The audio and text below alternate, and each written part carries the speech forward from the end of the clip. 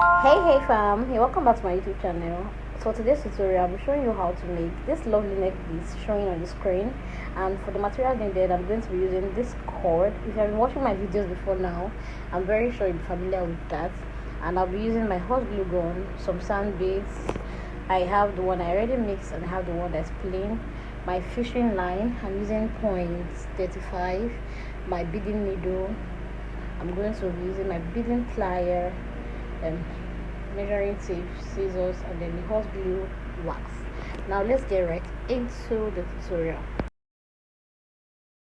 Okay, I'm going to continue by cutting out different measurements for the cord. The first one, I'm going to be cutting out 15 inches long for the first line of the necklace, 15 inches long.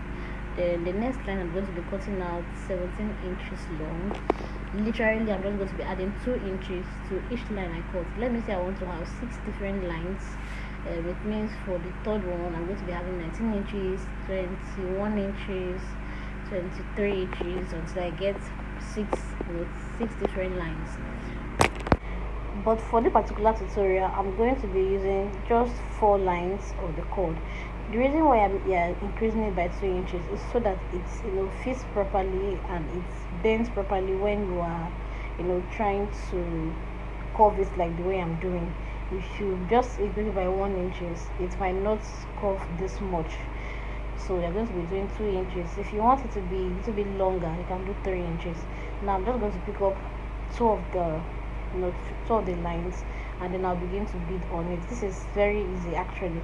Now let me tell you how to, for those who are new to beading, for those who have never done beading work in their life, right, and you want to try this particular tutorial, you're going to take your your fishing line, cut out a long strip. I don't measure, but I ensure that I cut out something that I can control.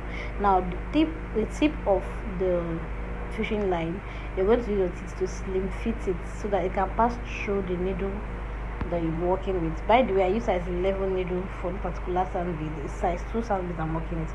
So you're going to just pass that into it. You're not going to make it 2 equal halves. No, you just pass the thread a bit into it and leave it like that.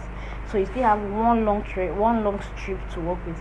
Now the other edge of the fishing line, you will take it and then you will make a knot 3 times, like tie on the same spot 3 times or 4 times. That is same. And when that is done, I'm going to take my beading needle and then I'm going to attach it on the cord. I'm going to attach it on the cord because it's already knotted. You see that it stays. If I don't do this particular process, it's going to pull off when I try to attach it on my cord. I'll repeat this on that same spot like 2 times before I begin to pick the beads. Now I want the particular work to have a pattern, so I'm going to pick one particular color first, and then when I wrap it around the cord, I'll be able to tell if I should pick extra or if I can go ahead and pick the other pattern. But this is just simply what you're supposed to do.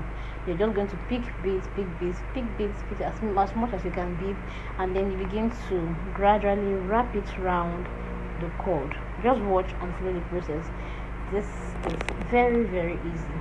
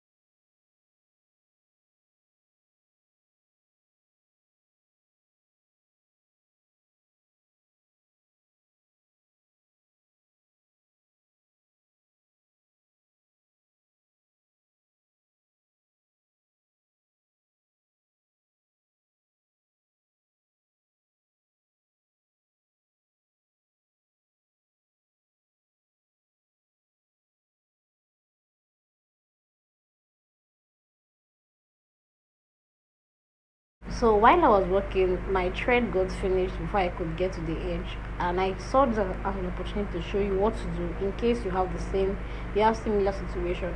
Now you take the needle and then you just pass the thread at the particular spot where your bead, where the last bead is. You pass that in and drag, pass it in, not on the bead but on the cord. You pass that in and drag, just to say when you want to tie, when you're using your normal sewing needle and you want to tie at the edge, like on the fabric. It's the same thing you're going to do here. So just going to tie a couple of times at that particular spot, ensuring that it's looking neat. Now when I'm done with that, I'm going to now take another fishing line, do the same pattern of threading it, knotting it at the edge, and then I'm going to pass it into like three beads, where the last one ended, right? I'll pass like 3 beads in, so that I have the cord, looking like I'm just continuing the former one that I was doing. It doesn't look rough. My knot is going to be hiding inside the beads, so I'll just pass it into 3 beads and then I'll continue to pick again.